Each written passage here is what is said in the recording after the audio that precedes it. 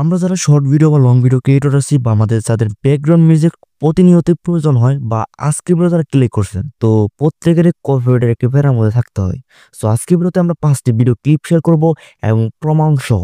Just আপনার এই 5টি ভিডিও ক্লিপ সম্পূর্ণ দেখবেন এবং আপনি এই 5টা ভিডিও ক্লিপ জাস্ট ইউজ করার চেষ্টা করবেন। সো আপনারা কপিরাইট হাত থেকে এমনিতেই বেঁচে যাবেন। চলেন আজকে ভিডিও শুরু করে দিয়ে জাস্ট আপনাদের প্রমাণ সহ আমি ভিডিও দেখিয়ে দিব। চলেন আমরা প্রথমে ইউটিউবে চলে আসি। আমি একটি ভিডিও জাস্ট আপলোড করছিলাম কপিরাইট ব্যাকগ্রাউন্ড মিউজিক। সো দেখেন আমার এই ভিডিওতে কিন্তু কোনো রকম কপিরাইট আসে নাই। সো আমি কোন টেকনিকে ইউজ করছি সেটা কিন্তু আপনাদের মাঝে আমি শেয়ার করব। এবং যদি আমরা এখানে শর্ট ভিডিও দেখি, এখানে কিন্তু আমি অনেকগুলো শর্ট ভিডিও আপলোড করছি। এখানে আমরা কপিরাইট ব্যাকগ্রাউন্ড মিউজিক সেম ভাবে ইউজ করার চেষ্টা করছি। এবং দেখেন এখানে কিন্তু আমরা ভিডিওগুলো আপলোড করছি প্রায় 9-10 দিন হবে এবং এখন পর্যন্ত কোনো কপিরাইট আসে নাই। আমরা ফেসবুকে দেখলেও সেম ভাবে কিন্তু আমরা কপিরাইট ব্যাকগ্রাউন্ড মিউজিক এবং ভিডিও কিন্তু আমরা একটা আপলোড করে দিয়েছি। এখানে কোনো কপিরাইট আসে নাই। সো আমরা স্টেপগুলো জাস্ট শেয়ার করে দিই, স্টেপগুলো ফলো করেন। ওকে, আমরা প্রথমে ইউটিউবে চলে আসবো এবং ইউটিউবে জাস্ট সার্চ করে দেবো background music. So background music লিখে সার্চ করার পরে এখানে অনেকগুলো ব্যাকগ্রাউন্ড মিউজিক চলে আসবে। আমাদের মন পছন্দ মতো একটি ব্যাকগ্রাউন্ড মিউজিক আমরা প্রথমে ডাউনলোড করে নেব। সো আমাদের প্রথমে একটি ব্যাকগ্রাউন্ড মিউজিক কালেক্ট করতে হবে, সেটা আপনার যে কোনো জায়গা থেকে ব্যাকগ্রাউন্ড মিউজিক কালেক্ট করতে পারেন। সো আমরা সেকেন্ড স্টেপে দেখবো হচ্ছে এই ভিডিও ডাউনলোড করার পরে জাস্ট আমরা এই ভিডিওটা আমরা অ্যাডজাস্ট করবো। সো আমরা দেখেন ইনশট অ্যাপস ওপেন করবো, ব্ল্যাঙ্ক ডকুমেন্ট সিলেক্ট করে দেবো এবং এটা আমরা লেয়ারটা বড় করে নেব। সো এখন পিআইপিতে ক্লিক করে এখান থেকে আমরা ডাউনলোড করা ভিডিও বা ব্যাকগ্রাউন্ড মিউজিক আমরা অ্যাড করে যাচ্ছি, লেয়ারটা আমরা নিচে নিয়ে আসবো। সো আনার পরে আমরা সুন্দরভাবে কাট শার্ট করে সুন্দর করে বসে নেব।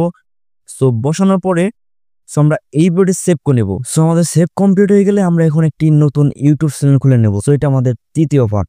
সো আপনারা ইউটিউব চ্যানেলটি খুলে নেবেন। খোলার পরে আপনারা চাইলে কাস্টমাইজ করতেও পারেন, নাও করতে পারেন। তো এটা আমাদের এমনি একটি ইউটিউব চ্যানেল, তো এটা আমাদের দরকার নেই। এখন বলতে পারেন আমাদের ইউটিউব চ্যানেল কেন লাগবে, কারণ এখানে আমরা একটি টেকনিক ইউজ করব তাই।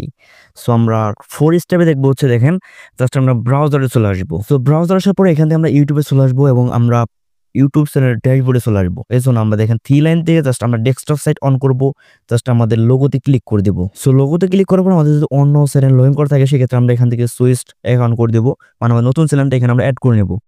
সো এখান থেকে নতুন চ্যানেলটা অ্যাড করে দেবো। সো এখান থেকে আবার লোগোতে ক্লিক করে জাস্ট এখান থেকে ভিউ চ্যানেলে ক্লিক করে দেবো। সো ভিউ চ্যানেলে ক্লিক করার পরে সো আমাদের চ্যানেলটা চলে আসবে। সো আমরা দেখেন এখান থেকে কাস্টমাইজ চ্যানেলে ক্লিক করব এবং আমাদের ড্যাশবোর্ডে চলে আসবো।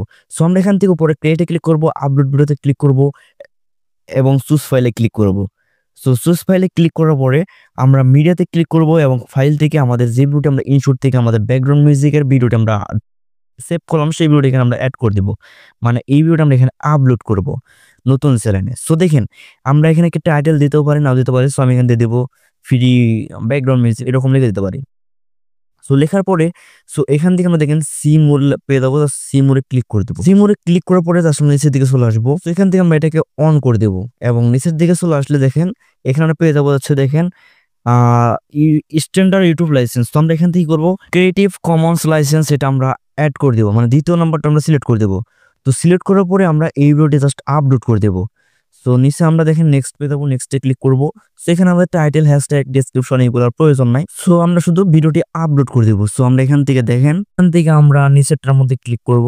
তো এটার মধ্যে ক্লিক করার পরে জাস্ট আমরা দেখেন নিচের দিকে সেখানে নেক্সট করে দেবো, আবার নেক্সট করে দেবো। সো নেক্সট করার পর দেখেন আমরা এখানে পাবলিক করে দেবো। সো নিচে দেখেন এখানে সেকেন্ড দেখেন আমাদের কিন্তু এখানে কোনো কপিরাইট আসে নাই। তো আপনারা কিন্তু একদম নির্দ্বিধায় এখানে কিন্তু ভিডিও আপলোড করতে পারেন। তারপরে এখান থেকে আমরা কি করবো, জাস্ট পাবলিক করে সেভ করে দেবো। সো এখন দেখেন আমাদের ভিডিওটি কিন্তু এখানে আপলোড হয়ে গেল। এখন আমাদের যে কাজটি করতে হবে, সো আমরা ব্যাক চলে আসবো। এখন আমরা 5 নাম্বার স্টেপটা আমরা ফলো করব।